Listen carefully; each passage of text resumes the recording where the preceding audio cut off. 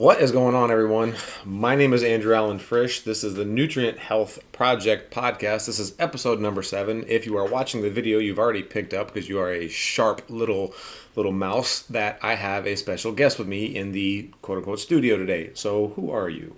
I am Holly Frisch. I am the wife to this whole project. The wife to this whole project. She married into the whole project, and she didn't even know what she was in for. As anyone that has known me for more than 5 or 6 years can attest, this woman to my side makes me so much better. So I want her on the podcast because I know she will make the podcast so much better.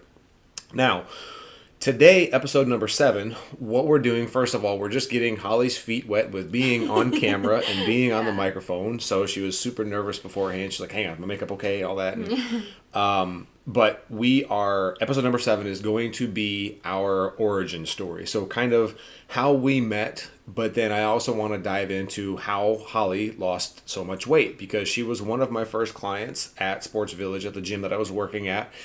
And you lost 92 pounds in 9 months. Was that the right figure? Yeah. So we started training. Do you remember? You're so much better with the dates than I am. I feel like it was 2014. So 2014, like September or something like that? I think it was like September 1st. So hey, we're coming up on like 7 years of knowing each other. That's pretty cool. Yeah.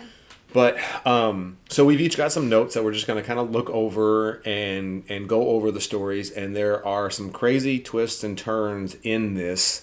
And I feel wholeheartedly, I am telling the truth when I say that we're living a fairy tale life. And so much so that like, I try to not talk too much about our relationship because a lot of people just aren't like, as happy as they could be, I guess is a nice way to put it in the relationship. So I don't want to feel like I'm trying to like flex on our relationship and brag about how good everything is. So I try to not talk about it too much. There's 16 years between the two of us, right? I'm 43 as of recording this. It is August 22nd, 2021. So I am 43, and her young self, how old are you? I'm 27. So she's 27. So 27, 43. When we got married, Halloween is actually our anniversary. We didn't plan that out. We're not like into the occult or anything like that. But we got married on Halloween, and we'll tell you how that came to be. So we got married on Halloween. So this coming up October will be 4 years that we were married. So when we got married, I was 39, and you were 23 at the time of marriage, right? Yeah. So I should have said this at the jump. I'm kind of coming off of a week of not feeling the best, and I'm also fasted today, so like I'm probably going to trail off on thoughts a couple times. We're like, what the hell was I just saying? So thankfully, it's another benefit to having her here with me, is she can help pull me on and be like, you were just saying that. And I'm like, thank you. Yeah. So was I saying something with all of that? Did I go off track on somewhere? We were just talking about, I think, breaking down like our notes and everything. Okay, let's just dive into it instead of laying everything out. So when she and I first met, I was a personal trainer, like I mentioned, at Sports Village here in Lebanon, Tennessee. For those that don't know, it's maybe, 15, 20 minutes east of Nashville. I had moved here from Michigan, and I was here for about 3 or 4 years, I think, before I decided to finally become a trainer. I've talked a little bit about my history in the past, why I became a trainer, et cetera, and I really feel like most people don't care about what I have to say. They want to hear about your story because you're the one that, like, we both overcome our things, right? Like I've overcome addiction and self-sabotage and just alcohol and drugs and massive depression and anxiety. You've dealt with depression and anxiety in your own right, but you've had that massive weight loss transformation, losing those 92 pounds in that 9 months. And I mean, I can't take much credit for that at all, really, because you were the one that was kicking ass in the gym. But we met, basically, I was a trainer at Sports Village. I had been there. So you started there 2014, you said? Yeah, that was the first time I stepped in their doors. Right. So. See, and that it's always crazy for me because I always think that she was like one of my first clients. But so if that's right, I think I started there in I want to say September of 2011. It might have been 2012. And I always think of you as like one of the first clients that kind of came in. I love the way you smile at me. Just to set the stage, I was a trainer there for a couple of years, just doing my thing. I had helped. That makes sense, dude, because I had worked with like Beth and Leanne and Cindy and Michelle, and all of them had lost like 100+ pounds. And I remember working with Dale, who was in Las Vegas, who was trying to get us to move to Las Vegas. Shout out to Dale. I doubt he'll hear this, but He had lost like 40, 50 pounds. So I was kind of rocking and rolling with that, all the while still kind of on and off with my struggles with dealing with my anxiety and depression. And like I would kind of cycle back and forth between like dealing with my anxiety and depression by way of smoking weed or by way of not so much pills. Pretty much by the time we moved to Tennessee, I was pretty much over the pill thing, but like alcohol and weed, just kind of bouncing back and forth. And I'm mentioning all of this because this will come into play here in a little bit. But I would be going into Sports Village to train people, like, because we work split shifts, right? Most of the time as a trainer, you're going to work split shifts. You're going to go in super early in the morning, 4:30, 5 o'clock in the morning, train until like 10 or 11. You'll go home for a couple hours and you'll come back in and work again from like 2:30 or 3 until like 7, 8 p.m. And I remember going in for my second shift to do my classes or train clients, and I would just like be at the gym, walking laps, getting ready, like texting clients saying like, "Hey, I don't feel good. Can we move our session to the next day or whatever?"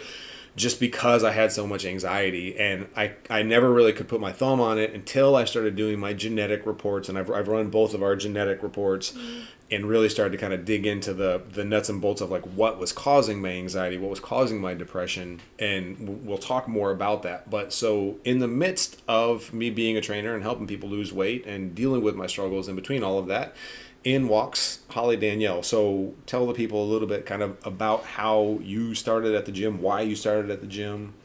Take the floor. So kind of my backstory, I guess. Grew up in Tennessee, South. We love our bread and Southern foods and butter and everything. And my family didn't eat the healthiest. Sugar in the mac and cheese. Yeah. My mom would put like sugar in like the vegetables or the mac and cheese, like a stick of butter and a cup of sugar in the mac and cheese. Better believe that was like the best mac and cheese out there. But it was very unhealthy. And so, I mean, that's how we grew up. And I never was really like overweight or bigger until like the hormones hit. I mean, puberty happened, and everyone out there who's a girl and puberty hits, like your body starts changing, and you don't know what to do with it. You feel uncomfortable, and I feel like that's really when my anxiety like took off. Just feeling uncomfortable in my skin, just like feeling weird and out of sorts. And one way to cope with that is, of course, food makes you feel better in the moment. And so I had kind of started to put on weight then. It was never like a ridiculous amount of weight. What? I don't want to gloss over either like your levels of anxiety, because where like I had things that I was dealing with where I would be literally praying to not wake up the next day because I just didn't want to go through another day of the drugs and the alcohol, and just feeling like I was on a hamster wheel of like trying to be healthy but then like sabotaging myself at night.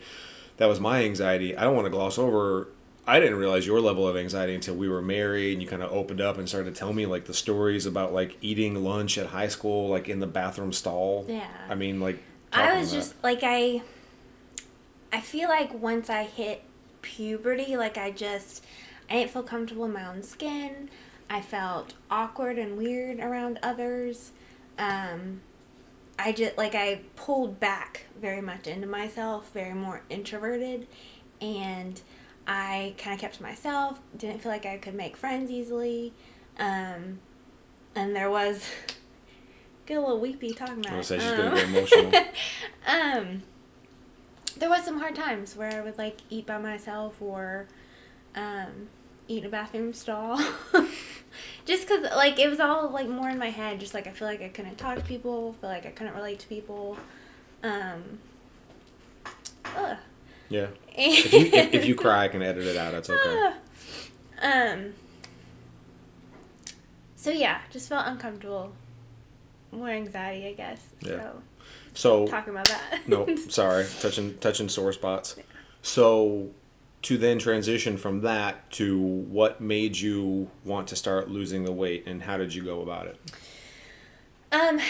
So like I had gained some weight, but I wasn't ridiculously overweight until I hit, I feel like it was 16 or 17, I started getting really sick. Like, I would get sick at night, and it was weird. I could never put my finger on it. I would feel fine during the day, and at night come, I'd be up. I'd have to sit up in a chair because I'd feel so sick to my stomach at night.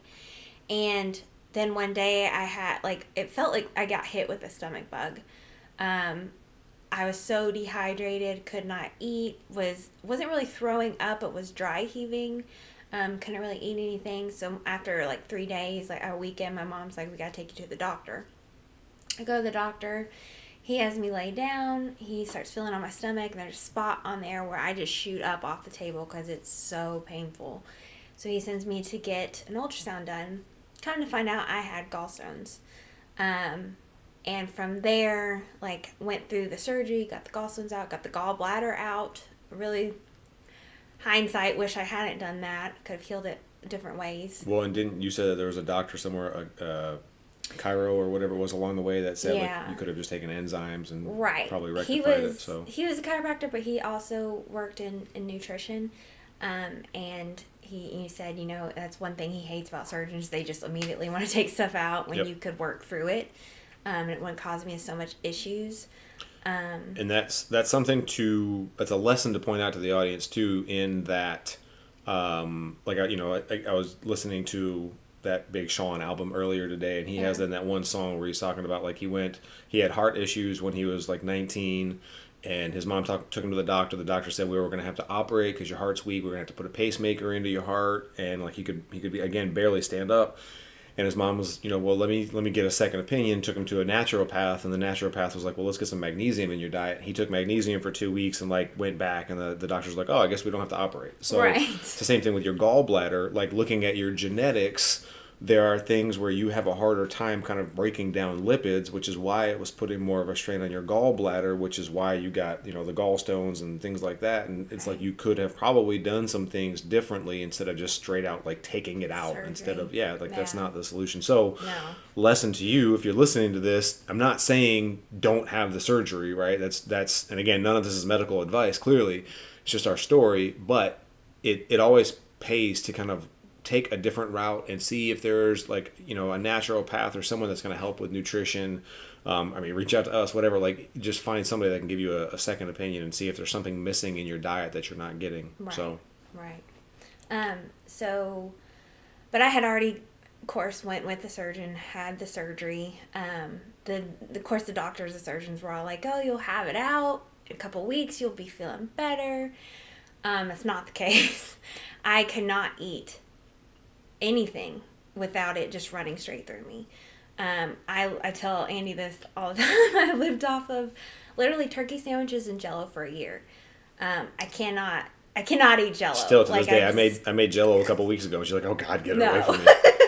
I had enough. Like that's what I ate pretty much for a year. I remember times when I tried to eat normal and like doubled over in pain from how much it hurt, because with not having that gallbladder there, it just dumps, the bile just dumps into your stomach. Yep. And that's when I ended up going to see the naturopath or the nutritionist, because he put me on enzymes because it was stomach issues every day, and within a week of taking that, like, all of it stopped. Yep.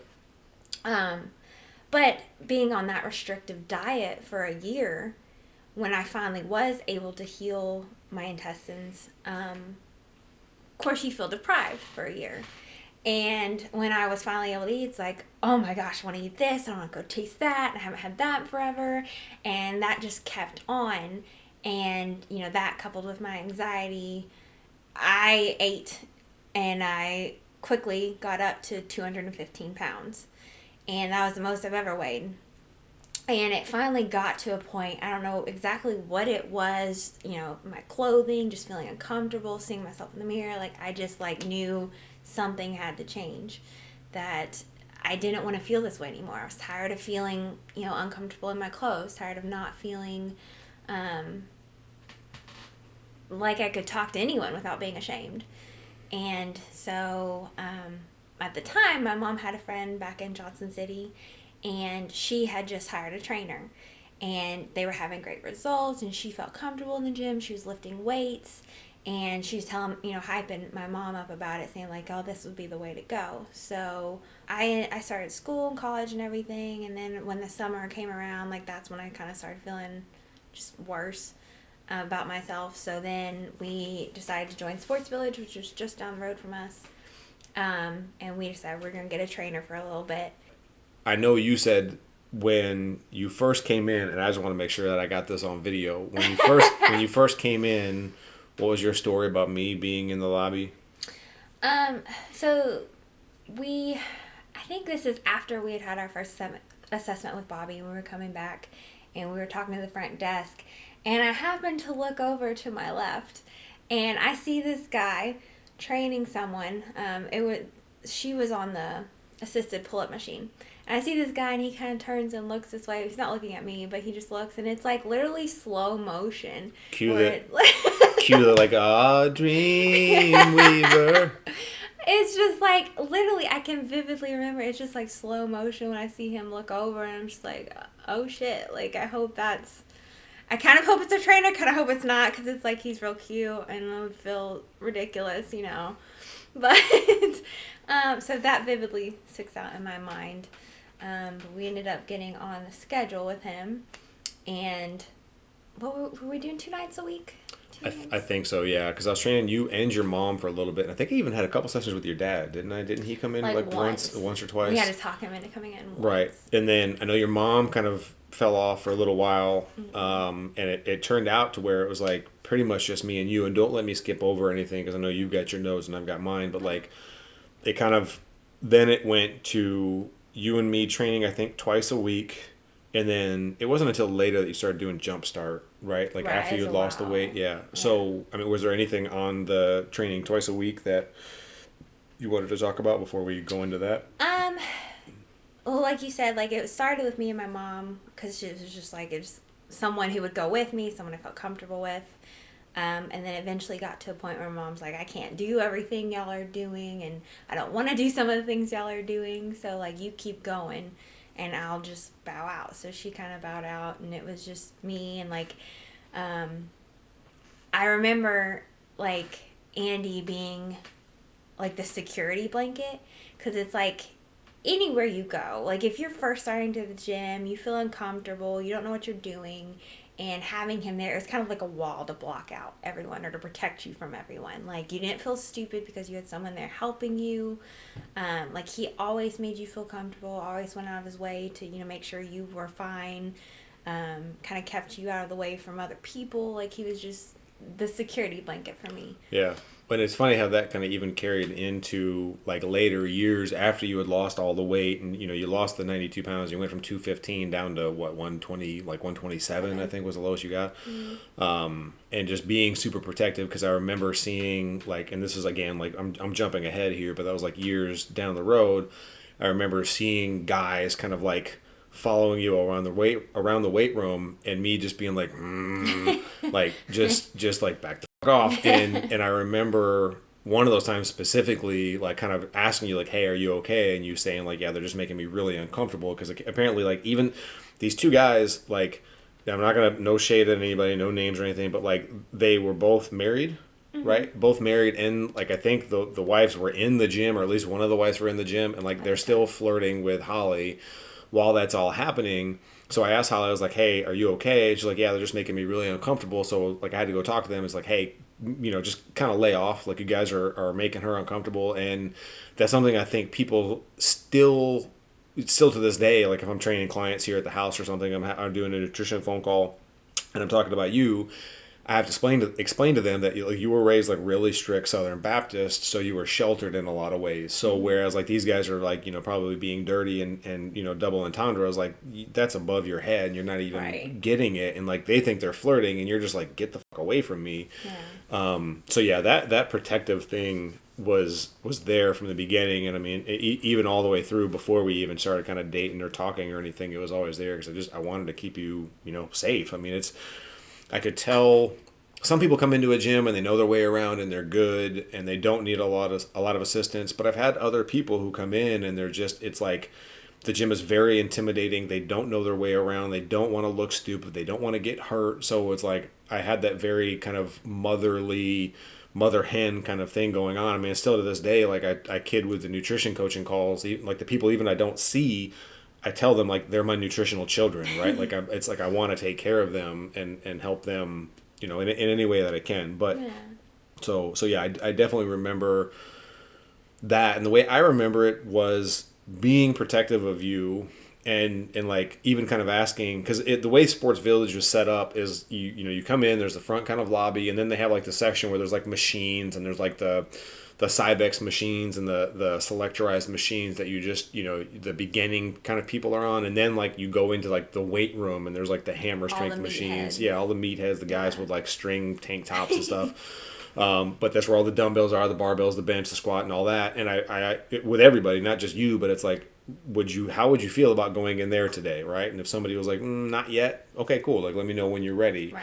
And the way I remember with you, and this is probably not accurate, but I remember in my head, because there was even an upstairs where they had like the cardio equipment and everything, and there were like older machines that used to be downstairs, but they kind of got relegated to upstairs. I remember at the very least kind of like keeping you out of the pit, out of the weight room, away from the barbells and all that for the first, maybe first 6 months, 8 months or something like that. Maybe not that long, but I know it was a while. And then fast forward, 3 years later, and you're squatting enough to make like guys walk by and stop and be like, damn, okay. Like, what was it Danny said when you were squatting like 265? He was like, every time he saw you, she's strong. Yeah, she's strong. Like every time he saw you, he'd be like, girl, you strong. Because Yeah. she's squatting 265. And at that time I was at like 315. And I'm like, all right, we're going to have to slow down in the squats because you're getting really close to what I'm doing right now. Yeah.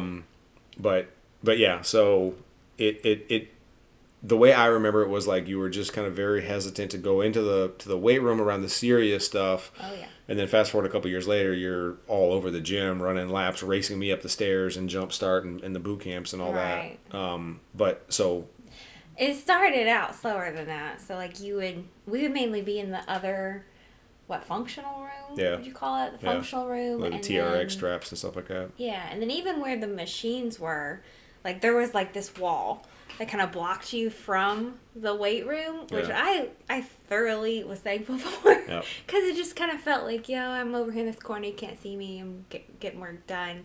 And now, fast forward now, like it's completely gone. Yeah, they took and that wall out. Feels horrible, Yep. You're exposed. right.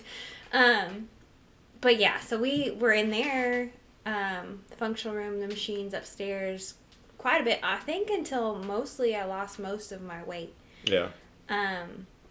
But I just started out doing 2 days a week with Andy, and then I would throw in 2 to 3 days of cardio throughout the week, and that mainly just consisted of doing like the stair mill or elliptical or something like that for like anywhere from 30 minutes to an hour. With my diet, I had been, oh my goodness, so I had been eating fast food at least once a day, literally every single day, and that's of course helped me get up to where I was. So when I started switching over to trying to lose weight, like I went into this thinking like I just want to lose some weight, I want to feel better. In my mind, it wasn't I'm gonna lose 90 pounds and like lift heavy weights and get shredded. Like that never entered my mind. It was just I want to lose some weight, I want to feel better about myself. So I started, eating more lean meats, eating some vegetables. I stopped sweet tea, which in the South is a huge thing. Mm-hmm. I drank, no joke, a large sweet tea every single day. Jesus, football, and sweet tea. Every single day. So I dropped the sweet teas, was no longer doing the sweet teas. I allowed myself one time a week where I could do fast food. And that helped me greatly in the beginning because it's something I could look forward to. Yep. And just 2 things on that. So number one, like here, one lesson is like you didn't start with saying like, all right, I'm going to lose 90 pounds, right? It was like, let me just go. Let me just start. It doesn't have to be perfect. I just want to get better than where I am now. I just want to improve a little bit better. Yeah. And the second thing is that she still like rewarded herself, not necessarily rewarded herself, but she had that kind of release valve, right? A break of still doing fast food once a week, right? And I think that's where nutritionally, a lot of the clients that we work with, it's hard to balance, like give yourself a treat once a week. With some of the people, it's like, well, I want to do a treat once a day. It's like, no, like you have to balance that, right? Or it's like, I don't want any treats. I'm a bad nutrition client. I don't deserve it. And they chastise themselves and like they don't allow themselves anything. And it's like, you have to have that release valve. You have to have something that allows you to enjoy what you're doing. Otherwise you're not going to stick with it. Or else you're going to fall off and be like 6 months down the road. Right. Not. Yeah. Still on some crazy train. Falling off for 6 months. And that release valve has metamorphosized now to where today your release valve is kind of like a weekend burger and sweet potatoes. And I think I've talked about that in past episodes, but it's like, it's if it's a Friday, she has to work Fridays, right? Because right now we're both trainers. I'm doing the nutrition coaching. I'm behind most of the content, but hopefully that is all changing as of today. But she's still doing a leasing agent kind of, assistant manager now, excuse me, you've been promoted, but she's doing that 40 hours a week. So on a Friday, she has to work. She's going to leave, and I'll have a couple clients, and maybe I have to edit podcasts or whatever. She'll be like, don't forget to get my burgers, my potatoes. I'm like, yes, ma'am. So I have to go and get. Please. She does. She always says please. I mean, and she's always super grateful too. Like every time I cook all of her food, it's always like every single day. I not only cook the food and prep the food, but like I make her meals every morning. Best husband. Yeah, and she like always thanks me for it. She never goes out of the door a single day without saying thank you for my food and my water and da da da da. So I always appreciate that. But yeah, so that her cheat meal, so to speak, has metamorphosized now into the burger and sweet potatoes. Mm-hmm. It's very few and far between where she actually wants fast food. Mm-hmm. And even then, I don't know what you were doing, 5-6 years ago when you were doing that. But now it's like, if you do want something, it's Jimmy John's. Right. I mean, if you do happen to get Chick-fil-A, it's like you feel like hell for 3 days from having it. So yeah. Back then it was way worse than just a Jimmy John's. Right. But so I allowed myself like that once a week type fast food, and I just started eating healthy foods that I thought in my mind, and then I eventually, I don't know when it happened exactly, but I eventually dropped off the fast food. I didn't need it. I didn't feel deprived. I looked forward to my food. I'd have. Usually how like I would do it is I would have like 3 or 4 different types of meat. So I'd have like beef, like ground beef. I'd have chicken, tenders, like the grilled chicken tenders. We had pork loin. I had some deli meat. I'd have some kind of meat. And then we cook a lot of different vegetables because I am definitely one where I will get so bored of the same type foods. He's like a robot. He can just do whatever he needs to do to get it done. Yeah. We are very different in that regard. I can eat the same thing every single day for weeks or months on end. And that's one thing where clients will ask me, like, well, give me some recipes. I'm like, I don't know, shit. Cook up chicken and vegetables. Like, eat the same thing. Yeah. Well, she definitely does need, again, those release valves. Mm-hmm. But I've learned to ask her, what would you like for food tomorrow? Because it's the same kind of concept where people kind of overcomplicate foods. But like she just said, she had like 3 or 4 different meats and then like different vegetables. Mm-hmm. It's the same thing now. All we do, like I'll cook up a whole bunch of chicken breast. Maybe we haven't been doing it much recently, but maybe I'll do ground turkey. She'll do the beef, stuff like that. She's got tuna. We have protein powder that we'll do a bunch of different things with. And those are kind of like the anchors around the meals. And then I do more raw vegetables. She does more like frozen microwave stuff. Yeah. But it's going to be like there's 3 or 4 or 5 different types of frozen vegetables that we got that week at the store. And it's, hey, okay, I want chicken and butternut squash and then tuna and the Green Giant Mrs. Dash vegetable medley or whatever. Yeah. So it's still that same kind of principle. And I know back then you were doing like 3 or 4 different meats and like cooking up the Brussels sprouts or doing the celery and carrots and onions, like broth and stuff like that. And I know I didn't start doing nutrition for you, but that was something, I don't know, where in the journey do you remember that I started doing your nutrition? I feel like it was like a few months in. Like I feel like it's about the time I dropped off of fast food. Okay. And you kind of introduced me to macros. Yeah. Because I didn't know, like you got meat, you got vegetables and carbs, but I didn't think of it in those terms. And so I feel like it was around the like 40 pound down mark. that we kind of talked more nutrition and Okay. you set my macros. So it's probably about the time that I had my Dreamweaver moment with you, Yeah. because like she said, when she first, well not first, but came in to find a different trainer, she had that moment with me. For me, it was after you had lost maybe, I don't know, 20 or 30 pounds or something like that. It wasn't a lot, but after you had lost a little bit, but you had a haircut and you came in, and I just remember like, I look, full transparency, I love this woman. If she has short hair, long hair, no hair, buzz cut, I don't give a shit. She's beautiful, and I mean, she's everything. I've told her before, like I've had fantasies and dreams of her 20 years ago. Like she was who I wanted for my entire life. And I remember you got a haircut and you came in one day and you'd had like longer than shoulder length hair for the majority of the start. Yeah. And then the one day you just came in, you had it was like, I don't know how short it was, but it was shorter. It was pretty short. probably about like what it was Yeah. now maybe. So and I just remember your eyes, like the haircut really accentuated your eyes, and I don't remember exactly what it was I said, but I was walking upstairs and you're like, "Ooh, I like your haircut." And I was like that meant the world to me because I was so yeah. excited. Like, And I mean, and that was "Thank like everything hit slow motion, and I remember saying it to her and her smiling, and like that was when like the butterflies kind of fluttered. So yeah, that was my Dreamweaver moment. I don't want to like I don't want to jump ahead of myself, so we'll pick it back up there. So that was my Dreamweaver moment with Miss Holly Danielle. As far as the nutrition and everything with you, I don't remember like exactly how we started, or by that time I don't think I was using chronometer, because right now I use chronometer or chronometer, however you want to say it, for all of our clients and all of the consulting we do. Back then, excuse me, back then it was probably like MyFitnessPal. It was. And I remember like kind of reviewing your journals and giving you feedback.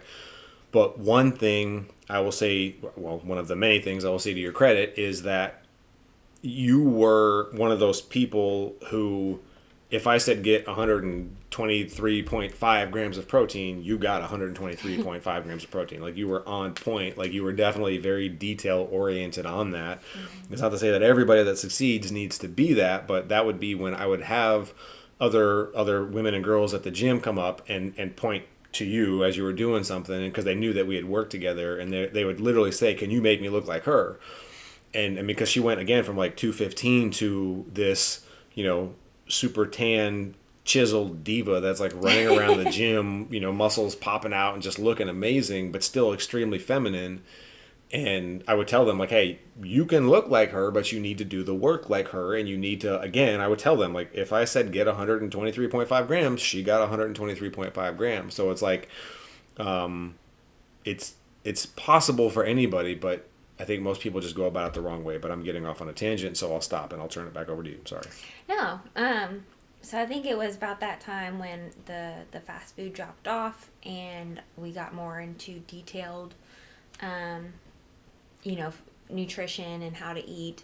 And it was MyFitnessPal. You got me on that. You kind of broke up how much to get and, ways to get it, different food ideas that I could eat.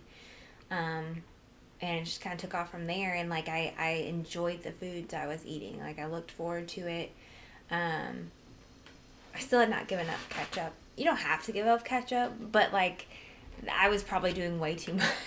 Well, still to this day, I love ketchup. Right. I was still to this day, we both will tell you that ketchup is like food of the gods. Mm-hmm. I've mentioned in past podcasts being on an episode with my buddy Alan Wise and his brother Cody Wise, the Wise brothers. Alan and I were on a video call maybe 2 weeks ago, and I was eating a meal with chicken in it. It was just kind of dry, and I literally just had the ketchup bottle by me. And I took a bite of my chicken and vegetables, whatever it was, and I just remember like taking the ketchup bottle to the head and just squirting a big mouthful of ketchup. And he's like, "Did you just squirt ketchup from the bottle into your mouth?" And I was like laughing with a mouthful, chewing. He was like, "Mm-hmm." And he's like, "That's f***ing disgusting." And I was like, "Man, it's ketchup. It's good for me." So yeah, for me, ketchup and Parmesan, like I can put those on anything. The best stuff. Yep. But I got more dialed in on my nutrition. Lost more weight. I think I was working out 6 days a week by that point. Just because I had come to love it. Like it's something I looked forward to. At this time, I was going to college at Cumberland University here. So I went to my classes. I worked part-time in a job. and my thing to look forward to every day was going to the gym. So I would, go to school. I was working, I believe, at a pediatric office here, and we got out at 5, and classes at at Sports Village. Yep. 6? No, 6:30? 5 and 5:30. I took over the one class called Slim and Trim. Yeah. I never did like the name, but never did change it. That was at 5 o'clock, and Slim and Trim was like a, light dumbbells and body weight stuff, abs, just like total body, kind of like, your basic circuit training class. And then the 5:30 class was abs. Yeah. And abs was mine. It was abs with Andy. And Yeah. I loved that class. Slim and Trim was like, okay.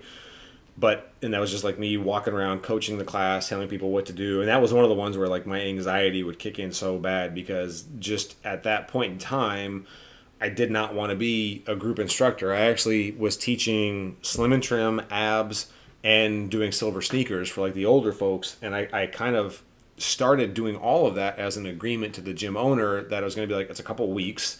I'm going to do it to cover while one of the other trainers gets their certification, because their training certification had lapsed.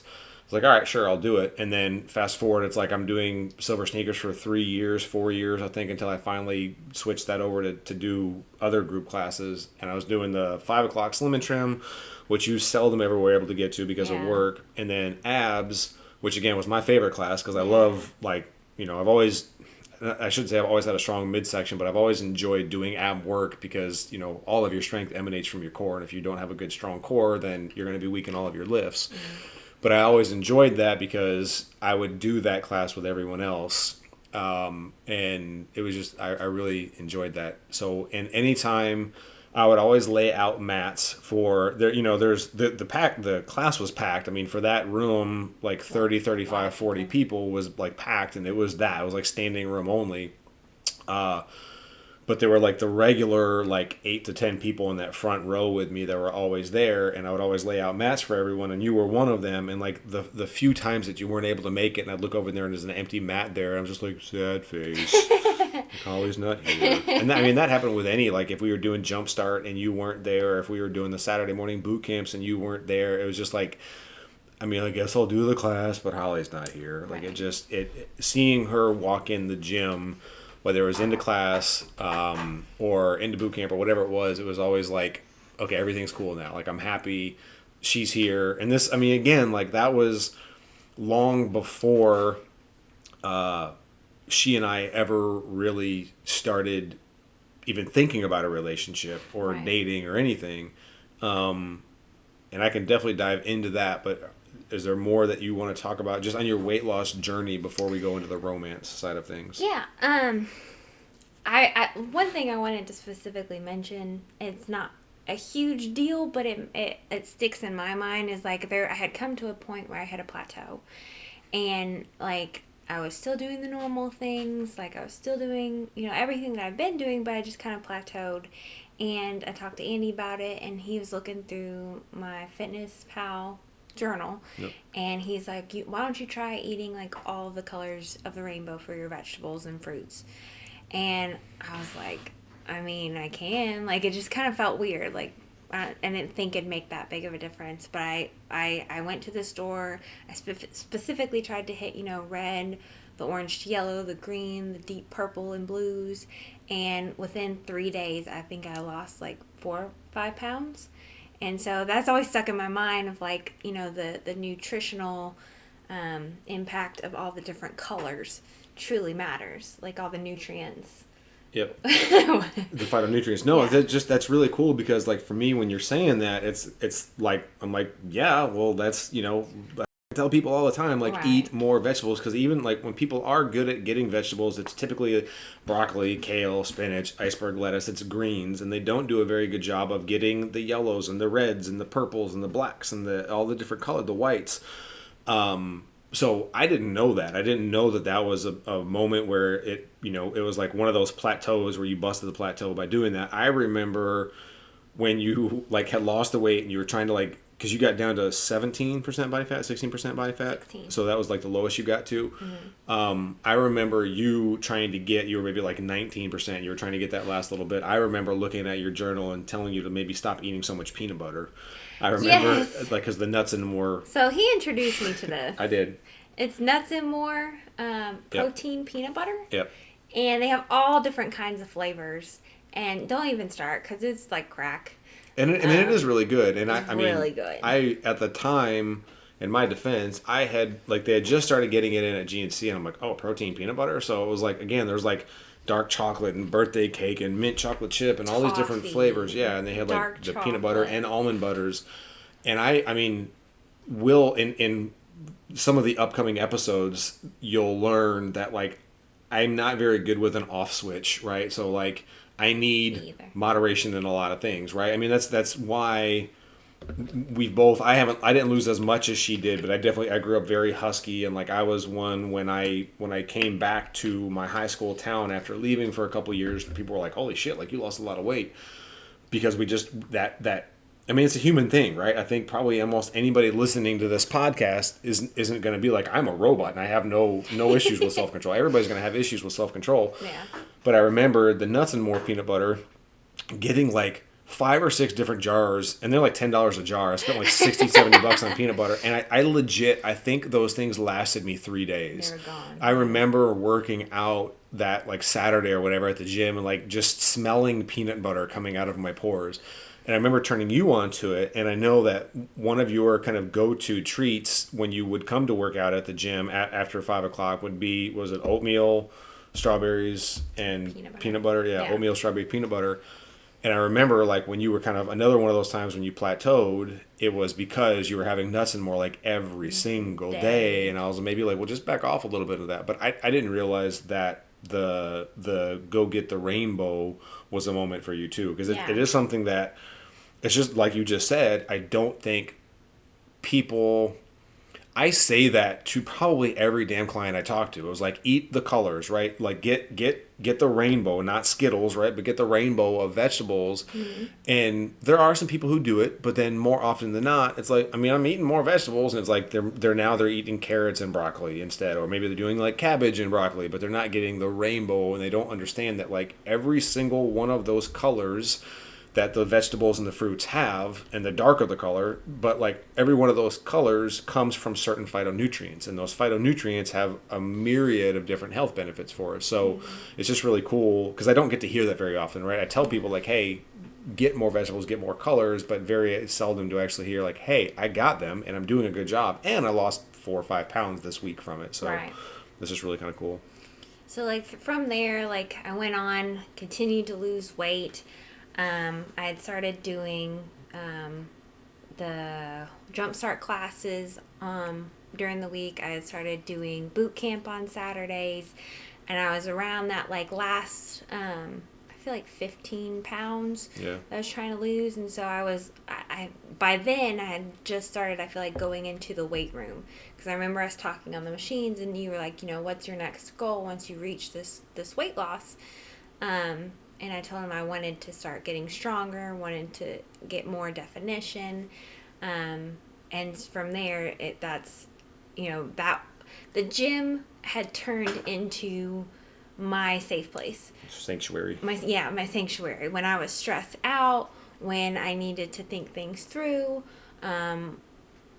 when I wanted to be surrounded by friends and people I knew I could trust, like, I went to the gym. And there's something so therapeutic about putting on earphones, listening to music, and just, like, in your mind, like, just chipping away at your body, like, sculpting. Like, we've talked about this before, just sculpting your body. Making your own artwork. Yeah. And, yeah, so the gym was just a haven for me, and I met a lot of great people through Andy, and Andy, like, I think that's one great thing that started off our relationship, is that by this point, we had become friends.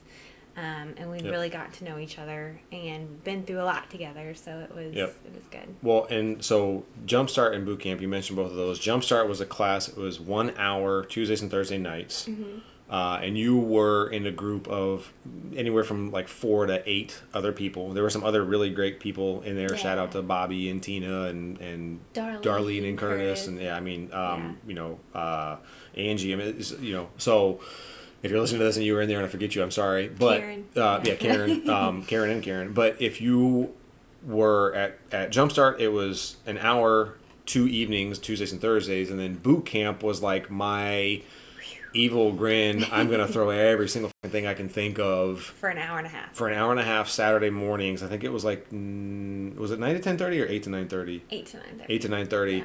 And I mean that was like those were like we're gonna do walking lunges for a quarter of a mile as the warm up to the right. We literally we took my car to a parking lot next to the gym, and like I set up circuits or stations, and one of the stations was pushing my car back and forth. And I'll never forget the time that my buddy Bobby was pushing the car, and like and Bobby had said that he was a little hungover that morning, and like he's pushing the car and it's like barely going, and lo and behold, Cindy's got the parking brake on, and like Bobby's pushing the car with the parking brake, and I'm like, damn, you're doing pretty good for the parking brake.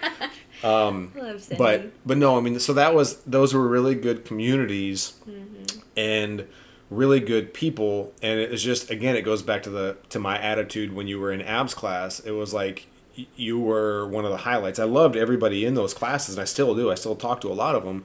But it was if it was setting up for boot camp and you weren't going to be there, it's like, oh, Holly's not going to be here, but we'll still do the workout.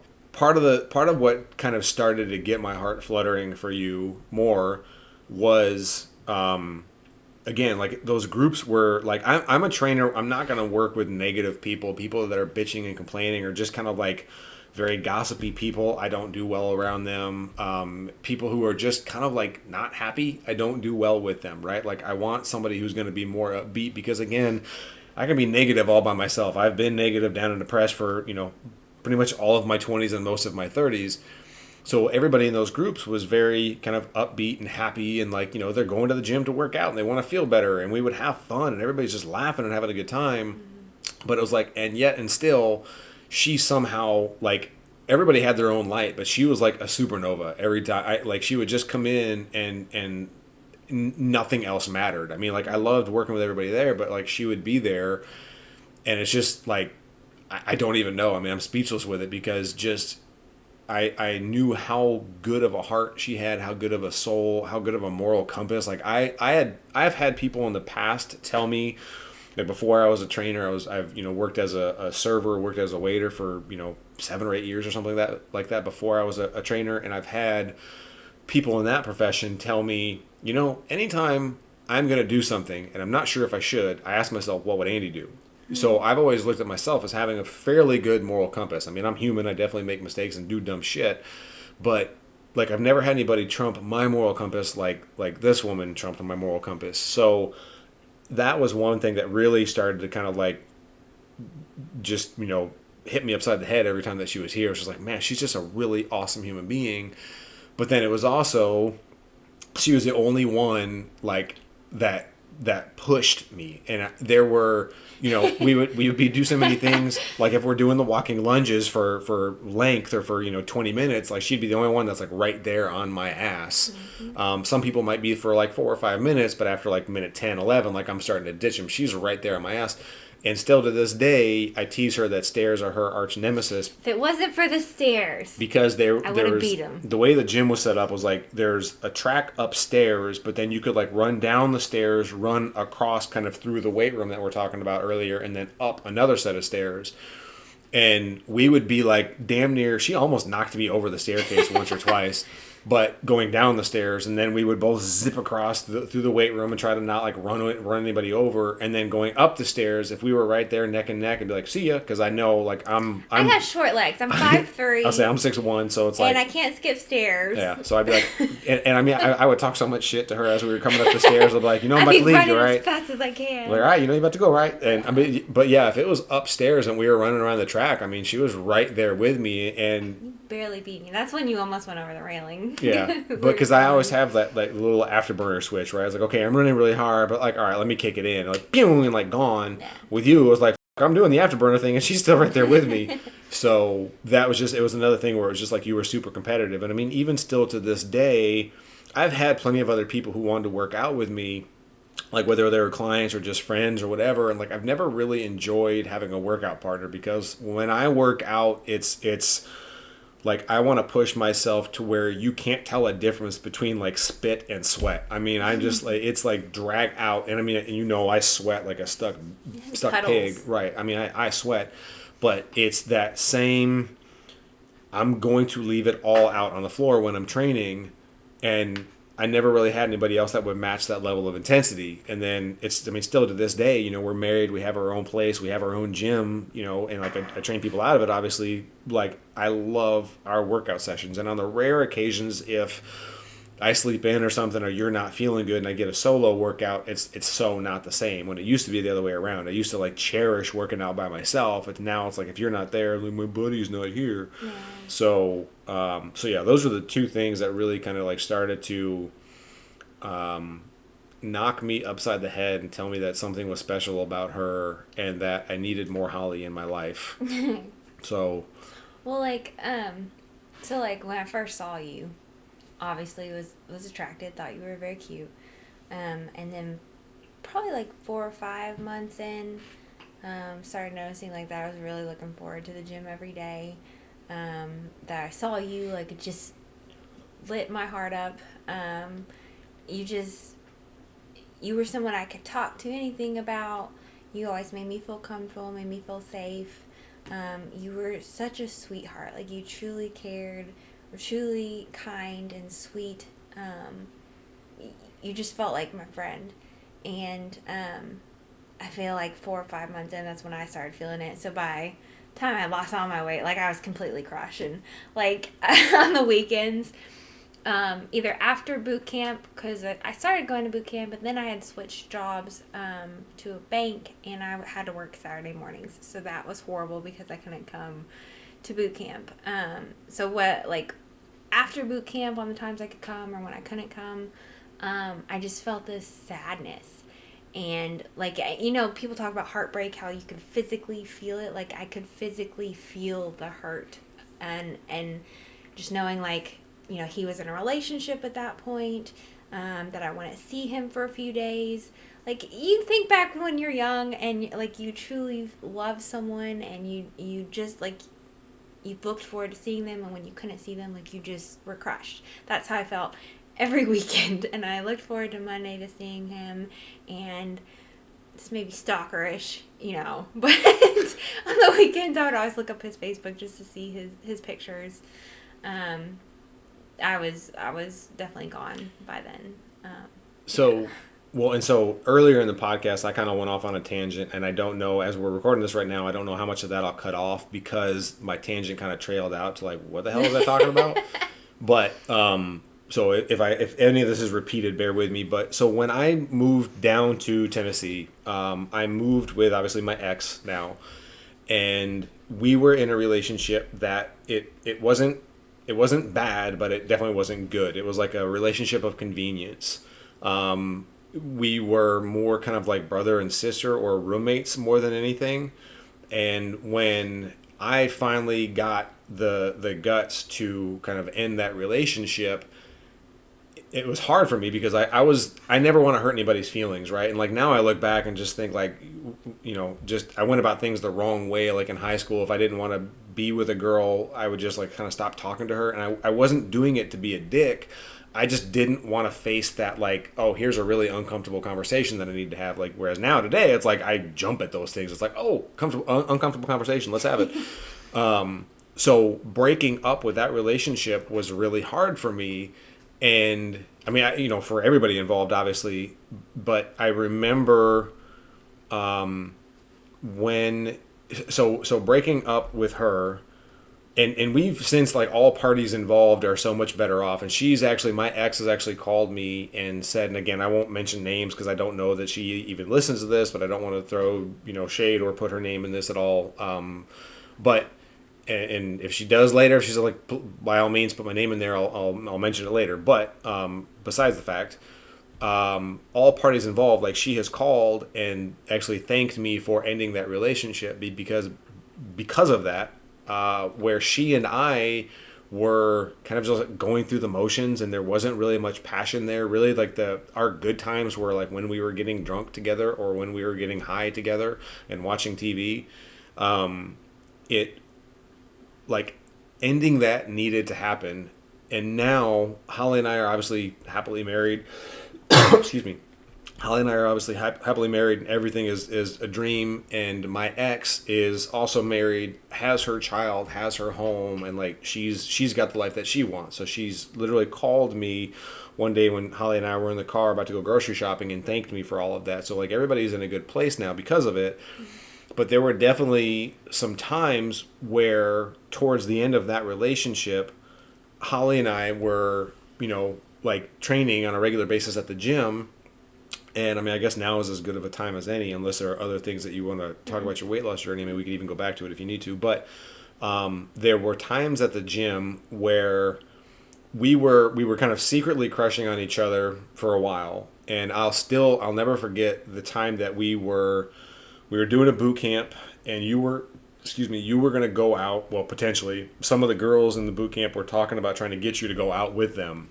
And again, Holly being super innocent and this like pure soul and just, awesome human being, the girls that were trying to get you to go out were a little more troublesome, right? They would go out and do some wild stuff. And I was just like, I was kind of like vocally like, I don't know, Holly, like be careful. And I'll never forget Charity basically saying something like, well, he's just saying that because he likes you and da da da da da. And I remember you being like, what? Like, you didn't know, because I think you were crushing on me, I was crushing on you, but we had never really, like, talked about it. Like, yeah. we had, like, really good friendships during all of the jump starts and boot camps and everything, but, like, we had never even addressed it. It was just kind of like those butterflies every time we were around. Yeah.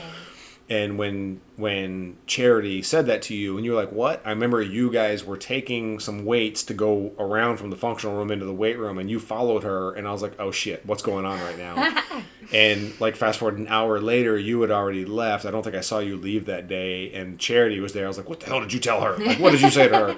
And she's like, what do you think I told her? That you liked her, you dumbass. So that was kind of the way that things started to blossom between us, was now we at least knew that the other one liked the other one. And it was like, I mean, even the other girls at boot camp knew, like, I was like, well, do you think like I should try to go after Holly? Like, do you think I should do this?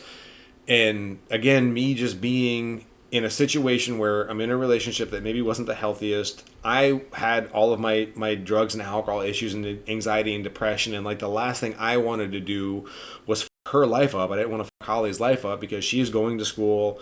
Her mom had Holly's mom had two rules for her when it came to dating. It was like they had to be a Christian and they had to not have any drug or alcohol issues. And Holly, I always joke that she really knocked that one out of the park. Along the way, when we were talking, we were kind of like secretly crushing on each other. Then Charity made it known that we were both crushing on each other. And there were times where, I remember you and I like having a talk in my office at the gym. And you saying like, I really want to be with you. And me saying like, look, I'm not in a good place and don't wait on me, because you were still going through college at that time. And I was like, you need to focus on you need to focus on school. I mean, I even told you like date other guys, like don't wait on me. It's like if I get my shit together and I can get the courage to end this relationship and get healthy, then like maybe down the road, but focus on you and do you. Which this is as good of a time as any to bring up one of the things that I found out, I think after we had gotten married or right around the time that we got married. When we were first training, really towards the beginning, before you had even lost more than like 30 or 40 pounds, as I mentioned, like I would be going to the gym to train or not even going to the gym to train, and just anxiety, and I didn't want to be there. It's not like I didn't want to work. I just didn't want to be around people. Like I just wanted to like isolate myself and just be at home. And I like canceling sessions like left and right, and you were so nice and so understanding, and your mom at the time was nice and understanding, and I was like, oh well, it'll be okay if I cancel with them, and like okay, like it was just like this massive relief once I would cancel on my clients to be like, I don't have to train anybody. Well, I think it was a lot during like the the winter season. Yeah. Like he had a lot of seasonal Big time. disorder. Yeah. You know, so. The seasonal affective disorder, right? Yeah. And I mean that a lot of that's come down to like vitamin D, where like now I just take like bigger doses of vitamin D every day, and like that seasonal affective thing has been gone. Yeah. But so one of the things that just blew my mind that I found out was at the time you messaged me, like texted me or something, and said that you weren't going to be able to train anymore. And I'm thinking, well, it's a financial thing. And I'm a person where it's like, I just want to help people. I just want to work with them. So I remember telling you like, well, hey, I can still train you even if you can't pay for it. Like, I think I paired you with Beth, right? Yeah. Like you could train with Beth at such and such time, like in the evenings or whatever. And you can do the jump start for free if you need to. You can come in and do all that. So this whole time I thought it was a financial thing, and then find out like 4 years later, 5 years later, it was actually that her mom asked her to stop training with me because I was canceling all the time. So, and it was like, that just blew my mind that I almost lost my chance at this extreme happiness at essentially my soulmate, right? I almost lost the chance before I even realized I had it. So yeah, I mean, it's kind of like a fuck, like that still hits me when I think about it. But yeah, I mean, so it was charity that really brought us to the awareness of how we felt for each other. And there's another thing we'll bring up about an issue at the gym, but like up until he broke up with her, like we never did anything to, you know, warrant cheating or anything like that. Like we knew how we felt about each other, but neither one of us wanted it to happen that way. No, I knew the whole time, like even like the times that we would have talks in the office, like my heart would be beating, and like all I wanted to do was like, you know, hug you or give you a kiss or something like that. I mean, it was like going back to like that first kiss in high school kind of feeling where it's like, I just want to kiss her so bad. But I knew that if there was a chance for me and you to work out, I didn't want to start it under the wrong pretenses. Like I didn't want to start a relationship with you while I was in a relationship with someone else. And it's still, you know, the thing that finally got me to have the courage to get out of that relationship and help us both be free and then, you know, pursue you was that day at the gym. I still remember like hanging from the rogue rack and asking you how often you have a bad day. And you're like, probably like once every 4 weeks, which if anybody is listening, no one has a bad day once every 4 weeks. But don't have bad days. I have emotional days. She does. But that, you like know, I am, female doesn't have an emotional day. True story. I am as in tune with her menstrual cycle as she is, because I know it's like, oh, it's okay, yeah, ovulation right now, right? Okay. But yeah, so I knew that I had to do what I had to do, and as tough as that was, and as heart-wrenching as it was to know that I was going to hurt somebody else's feelings, it was like I knew in the long run it would be better for everybody involved. Yeah. So that kind of goes to what you were just saying about something we would get to when after I had broken up with my ex and you and I were kind of like starting to explore, you know, going on dates and going to see movies and walking at the park and stuff like that. Well, hold on. So some of the awkwardness that happened between our whole group is kind of before we officially said we were official. His ex would come talk to me at the gym. I think 'cause she could pick up on things. And she asked me, you know, can we go for a walk? And just kind of like making it known, like, you know, I'm not going anywhere. That, you know, we're still going to be friends. We'll still be roommates. Just making it really awkward. So yeah, that was kind of there. Yeah, and see, it was overall well, but right. And I didn't know that was happening at the time, because like I would be like, so I broke up with my ex, but we were still living together, right? And while I'm, you know, trying to talk to Holly, while my ex is like dating other guys and everything, it was just a really weird situation for everyone involved. Mm-hmm. But I remember my ex, like I would be in the kitchen, you know, singing some song about, you know, love or whatever like that. And my ex would be like, she would smile and be like, I like what she's doing to you. So I didn't know that stuff was going on the other side of it. But I mean, again, you know, I get it. You lose somebody that you've been with for 12 years. Like you're probably not just going to let him go freely. So there's going to be some hostility there. But then I find out at the gym that the small group of people, like 3 people, are calling her HW, And I had for years, Holly, I'd call her Hollywood. So they were like, HW. I was like, yeah, Hollywood. And they were like, no, Homewrecker. I was like, motherfucker. So who's calling her Homewrecker? Because again, I was very, very conscious of like not starting anything until I got out of the relationship that I was in. And again, there were even people at the gym who like now I still to this day don't really talk to, who were friends then, but it was like, are you team my ex's name or are you team Holly? And it was just like, really, like, none of you people were in this relationship. None of you had shit to do with any of this. You guys don't know the story. Like, I didn't just dump my ex to like go run off and get, elope with Holly. It's like, this was something that was years in the making. I tried to overcome my shit. I tried to do everything the right way. Again, my ex, even when I broke up with her, initially the response, like right when I said, I need to make a life change, she was just kind of like, what the fuck, and like started crying. But 30 minutes later, it was kind of like, yeah, no, I could see it. Like that's been coming. Like we haven't been a good relationship for a long time.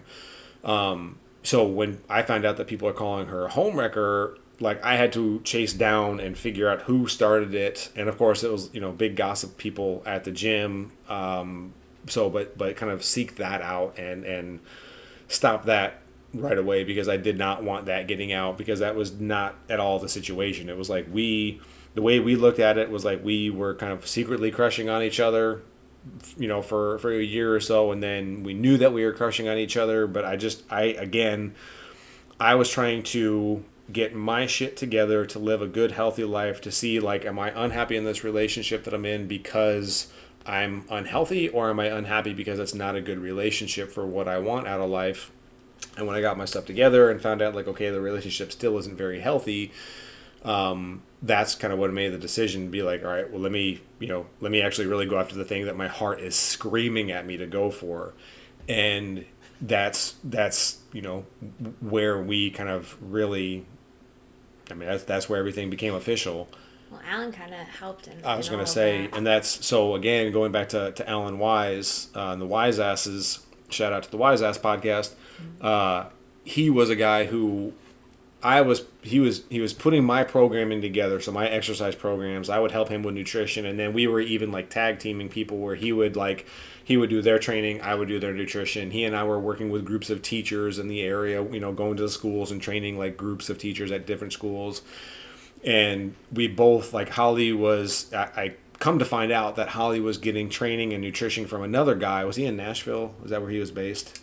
I don't know. It was all online, so Yeah. I don't even know if it was around here. So no shade at him either. But I found out that she started paying for another guy to train her and do her nutrition. And I was like, oh shit, hold on. Like we ain't going down that route. So that's why I told Alan about that, and Alan was like, well, who the fuck is this guy, and why is he doing this? He's like, I'll do her training and you do her nutrition. So then Alan, me, and Holly were kind of like this little triumvirate of people that were like really busting their ass in the gym and like making some noise. And Alan, so fast forward, I'll go through like details that don't matter, but so fast forward, there was a particular day where I thought you were upset because we were talking about programming, and like I was trying to come up with a different way of doing cardio, where instead of just doing the treadmill or the stair mill, like you would do lower intensity, lower speed resistance training. So whether that's like, again, walking lunges for 20 minutes or doing like sled pushes or box pushes is what we had to do at the gym, but doing like weighted pushes, slow and steady, nonstop for 15 to 20 minutes, like just as a way to like keep muscle instead of like just burning through it on a treadmill. And I thought you were upset because one day we were talking about doing that type of training, which is what I call mild training, right? That moderate intensity, longer duration stuff instead of low intensity, steady state. But we were talking about the mild training, and you were doing the lunges, and I don't remember what it was that the way you did it that didn't agree with what I was trying to say, and me and Alan were going back and forth, and I was like, well, but she didn't do it the right way. And like I looked at you, and like you just had this like really sad look on your face, and I don't remember what it was, but I had to go, I think, to train another client, and Alan talked to you for a little bit, and then maybe 20 minutes, an hour later, something like that, Alan comes and finds me. And he's like, look, I'm going to tell you something, but you can't go and talk to her right now. You can't text her right now. Listen to me. I was like, okay, what? And he was like, she wasn't upset about it. It had nothing to do with the lunges, you dumbass. And I was like, what are you talking about? And he's like, dude, she loves you. Like, she was madly in love with you. And I was like, she is? And like, that really piqued my interest. And he was like, and it's crushing her to see you post pictures of you and your ex on your Facebook page. And I was like, well, shit, I'm not really even that happy anyways. And so that's kind of where that was another thing that started to kind of lead into everything. And I remember Alan telling me that and me texting you, excuse me, my throat is dry. Me texting you, even though Alan told me not to, I think I immediately texted you, of course. And I know I still have screenshots of that text somewhere, but just reaching out and saying like, hey, like I feel the same way. And I don't remember even the way I worded it all, but like that was, all of that is just this big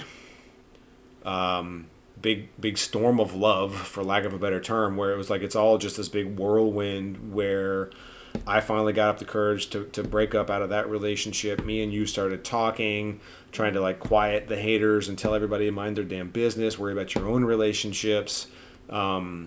You and I, like your mom at that point, she was never, at least initially, she wasn't much of a fan. Again, not a Christian, drugs and alcohol issues. She wasn't a big fan of you dating me. But they didn't stop us then. Right, and it still, she let you see me, but it was like it was becoming more and more restricted. So June 3rd was our official Date. day we started dating. Yeah. When we got together. And, we see each other a lot. We were together a lot. And then somewhere around like the fall time, my parents got to where it's like, you're seeing him too much. You're doing too much. You need to back off. You can have 3 days a week when you can see him, and you can see him for 2 hours at a time, and just crazy stuff. Yep. I'm 23 years old at this point. At that time, she's a college graduate, 23. Yeah. And it wasn't an age thing either, because there's 16 years between us, but there's 14 years between and so, your like, I parents. remember her kind of bringing that up when I told her we were first getting together. I'm like, you have no room to talk. Right. Like, and she kind of smiled and laughed. She's like, yeah, I know. So we're just kind of getting more and more restricted. And then that led up to October 30th. Right.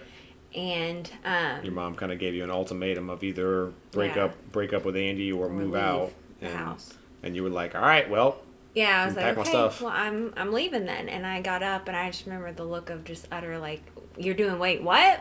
Slow down a second. Like, and so that kind of turned, won't go into details, but just kind of turned. That was not a good night. Yeah, it was a rough night.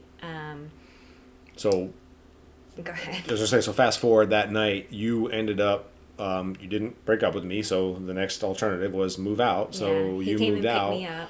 And again, talk about material for a sitcom. I was still living with my ex at that time because we were trying to figure out like who's going to move out, who's going where. Like she was talking about maybe going back to Michigan. I was thinking like, well, I don't know what I'm going to do. So I was still with her, and Holly gets booted out of her place and moves in with me and my ex. Awkward. Fun night. Yeah. And that was October 30th. And I remember by that point we had so much restriction as far as like being able to see each other. I still to this day, I think you might have cleared it up on who said it first. Well, we went to, by the time we got done, we got over to his place. We were just like exhausted. It was like 1 in the morning, 2 in the morning, because the Yeah. cops had to get called and everything. It was a rough night. And so we were like, well, let's go to Kroger's, get some cashews, get some protein bars, just sit in the car and talk. Because the alternative is to be at their apartment with her there. Yep. Which was just awkward. And so we went to Kroger's and we're sitting in the parking lot, just kind of discussing like what just happened. And it's hard to remember, but I feel like I'm the one who's like, well, at least we don't have curfew anymore. Like we could see each other anytime. And I feel like Andy's the one who said, well, because we were thinking about getting married in December anyways. And he's like, well, why don't we just get married? And so that's kind of what we did. We got up. I didn't have any clothes, didn't have, anything, didn't have my old phone. So I was able to get a hold of a coworker through Andy's phone and tell her, like, hey, like, I've got to get my bank situated. I got kicked out of the house, like, just trying to handle all these things. So I called out. So I was out of work that day trying to get all my accounts and everything in order. We went to the gym and, yeah, we decided to get married. So Yep. we went to the courthouse. You set up Yep. with Melanie. Yep. So that's why our wedding day is Halloween. We didn't plan it Not 'cause out we love at all. Halloween, but- Even though it's Halloween. But no, so it wasn't anything planned out. We get married on Halloween. We worked out that morning, and it was so abrupt. Nothing was planned out, right? We didn't know where we were going to get married, who was going to be the best man. I didn't even have a ring, like none of this shit. So I'm a very kind of fly by my seat of the pants. You know what I'm trying to say. I'm very spontaneous thing. Yeah. I was thinking sporadic. I was like, that's not what I'm looking for. So I'm a very spontaneous person in many regards. And so we did our workout, got home, got cleaned up, got something to eat, and we were just going to go to the courthouse and get the certificate and do the ceremony and all that. But I wanted to be, I wanted to make it a little something special, at least with, again, very, very short notice. So what we on the way to what she thought was the county clerk's office to get the wedding certificate, I had, unbeknownst to her, made some texts and some phone calls and whatnot. So we actually, because again, no rings, no nothing, right? So we stopped by Kmart, which is now not even open anymore. That it's out of business. But we stopped by Kmart, and I think I had like $3 in quarters because I had some dollars, and somehow along the way I remembered to get some. I changed them in for quarters. So we go to Kmart, and we go to like the little the quarter like candy machines or whatever. And there was one that was 2 quarters per turn, and it was like jewelry. And we're sitting there and like, all right, well, there was 2 of them. I was like, you want to use this one or that one? And she picked the one. So I'm sitting there putting in quarters, and it's like I get a bracelet. I'm like, all right, well, I want a ring. I put in more quarters, like it's a necklace. I'm like, shit, I want a ring. I put in more, and it's like another necklace and another ring or another bracelet. And it's finally like I'm down to my last 2 quarters, and I was like, I just need a fucking ring. And I put them in and turn it, and I get a ring. Yeah. And do you even have that anymore? Yeah, it's in my jewelry Yeah. box. So so we get a ring on those last 2 quarters at Kmart, which I mean that's like the universe talking to you, right? Or God saying like y'all are gonna get married. But another thing, unbeknownst to her, was so right across from where Kmart was is like the Kroger Plaza, and GNC is in that Kroger Plaza, and the guy. It's been a very big part of our relationship. Very big part of our GNC. relationship. Again, I mentioned all the nuts and more peanut butter that we used to get there, but Quest bars and Quest chips and protein powders, right? I mean, that all goes in with being a trainer, with losing weight, et cetera, et cetera.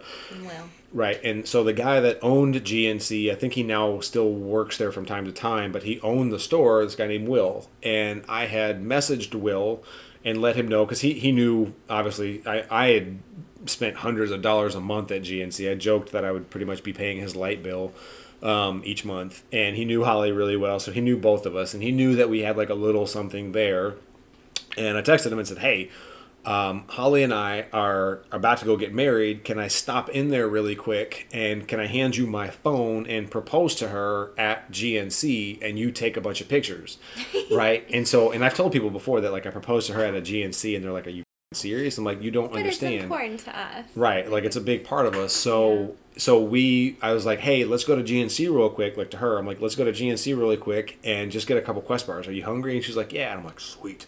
So we go over to GNC. And the way when you can enter the store, like you can walk directly in, but then there's like a couple aisles that you kind of walk in between. So she started walking directly in towards the Quest bars, and I walked around and met Will and just like some cloak and dagger shit, like handed him my phone, turned on the camera, and was like, no all right, idea. we're good. So I walk around and meet her as she's going towards the front counter, and he's coming from the other side with the camera, and I stopped her, and I was like, Holly Danielle, and like I dropped down on my one knee, and I was like, would you marry me? And I opened up the little toy ring that we had just bought and asked her I proposed, and she of course said yes.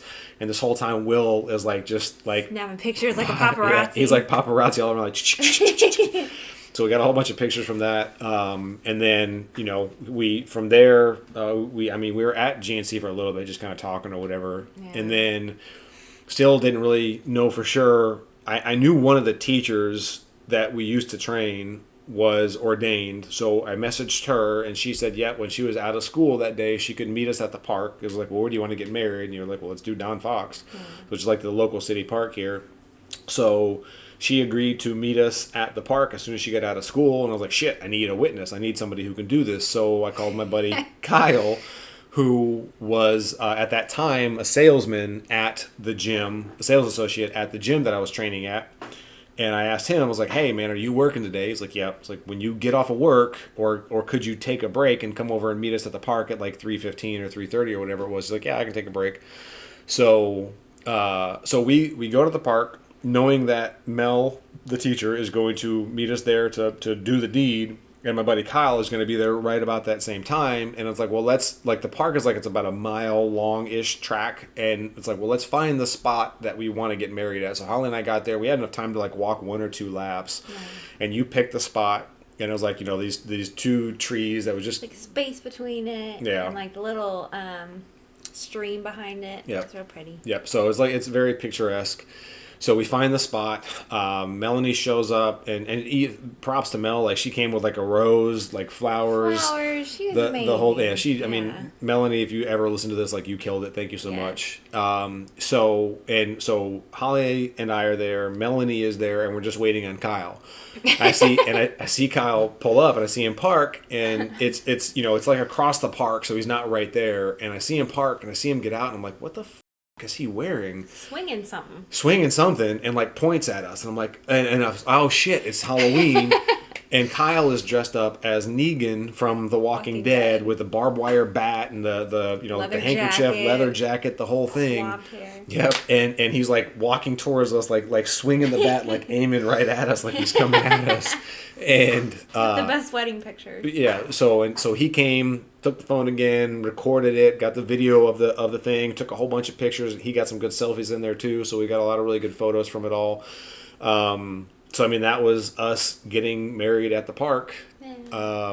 And then from that, I mean, it was pretty much like I think I stopped training. I stopped training at the gym maybe a month or so before that. I think I stopped training at the gym like August 21st of 2017. Whatever day the eclipse happened, I stopped training. That was my first day of not being there. Yeah. But I was doing like online training and in person at like people's homes. You at the time, were you still at the bank, or were you doing the leasing agent stuff then? I was the bank, and I think later that year, I think I ended up going to leasing. Yeah, so then she went to leasing, and she's been pretty much in leasing since then. Mm-hmm. You got certified as a trainer last year. Mm-hmm. Was it like April, or was it like August? I think it was like April, wasn't it? I think it was April. Yeah, it was like April-ish where she got certified as a trainer. So she's certified now. And it's the direction that we're going now with everything, in addition to the podcast, is doing, again, like online coaching. So we're doing phone calls with people. We're doing programming for people. And the pandemic, right, definitely paved the way for all of that. Yeah, so that's what I was going to say is, like, because I went back to school. I was doing my biochemistry degree, and at the same time, like, going to train back at that same gym that I quit at, going back to Sports Village.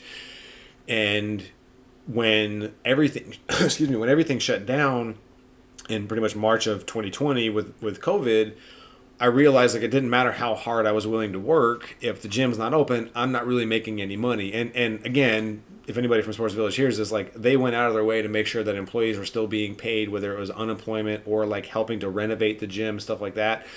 But I was very weary about, like, just you didn't know what was going on with the whole pandemic. It was like, is it safe? Do I want to be around people? I didn't know what was going on. School was all hybrid. So it was pretty much like, again, kind of going back to like, I'm in the house all of the time. But so realizing that no matter how hard I want to work, if the gym's not open, I'm not making any money. I had pretty much all of that time from like 2015, I think is when I started, 2014, 2015, started doing the online training. I'd always had a couple of clients throughout, but that was kind of that wake up call, like March or April of last year, to like, oh, let's go all in on nutrition coaching. And that's where it's like, we started getting like people in Florida, in Texas, in California, in Virginia, like just different states, Indiana, it's like started popping up more and more. And then within like this year, the thing that we've added, like 2021, has been like training people out of our gym. Right. And those two are the things that we're doing basically. So when that's what kind of brings us full circle with the podcast and what we're doing, the reason we're putting all of this content out is because we, plain and simple, like this is the altruistic message, right? We want to live a good, happy, healthy life and building wealth and abundance for ourselves by helping other people find their health and their happiness, and by helping other people improve their quality of life just from the lessons that we learn, from the things that we've gone through, from the things that we continue to kind of like apply and test out. So that's why we're doing this. If you're listening to this, thank you for your attention. Thank you for listening to our story. And this is something specifically that people have asked for, is like our story, our origin story. And I definitely wanted to get her not only on the podcast, get her comfortable in front of the camera, which you killed it, by the way. Thank you for doing today. You did a phenomenal job. I wanted to get her more comfortable in all of this because I want her a part of this. And I am so much better, not just on video, but just so much better in life because of her, right? Like anybody that's known me for more than like 6 or 7 years, because again, this Halloween 2021 will be 4 years. Anybody that's known me for like 5 or 6 years is like, you are so much happier. You are so much better off. You smile now. You actually look like you're happy. And it is. I mean, it's exactly that. Like I'll tell anybody that asks, so we got married when I was 39. I started probably around 36 or 37 to really take myself serious and think like, okay, I can actually do something cool with this life. You know, like I've got decent cognitive abilities and I have a desire to help people, and I've learned a lot of shit through trial and error. So I started kind of getting the pieces together before she and I got married. But now with her, it's like, I don't feel like I am the man that she deserves, but I do feel like I can be him. So it's like, it's this constant process of trying to improve who I am to be who she deserves. And it's not from you're so much better than me and I'm just a piece of shit. It's nothing like that, but it's just, it's like, I think each other want to be better. Yeah, well, you edge me out, right? And I'm here and it's just like, I'm trying, right? And then you're like, oh, but look how much better. And it's just like, no. I'm trying, but it's an awesome quest, right? Because the whole thing of it is, whether we try to do something to better ourselves or not, time is still going to pass. We're still going to die. Yeah. And I would sure as shit, like we have friends who are just kind of like, yeah, I mean, life is life and I don't really give a shit if I'm any better or not. And that's fine. Like that's not a right or wrong thing. There's no judgment on them. But for me, like, each year better than the last, right? Like that's the motto. Like I want to know that I'm doing things better, and I want to know that my level of life is improving, and I want to know that my level of problems are increasing. I don't want to be I spent my 20s and 30s with the same fucking problems over and over and over. Just quit drinking, quit smoking, right? Get over the shit that's holding you down. And again, to know that those problems almost cost me you still blows my mind.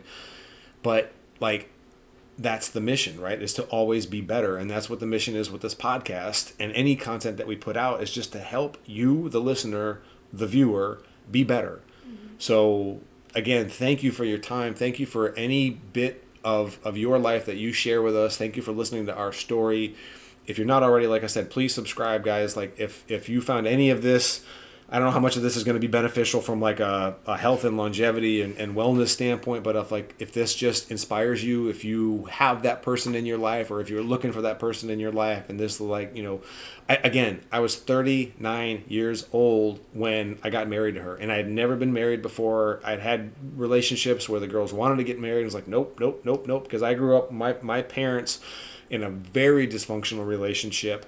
Fighting, arguing, cussing all the time, alcoholism, people getting kicked out, not knowing where I was staying. I just found out, I didn't even know this a month or two ago. Like I actually went to school in California for a week. I was like, when the fuck did that happen? Like I don't remember any of this stuff.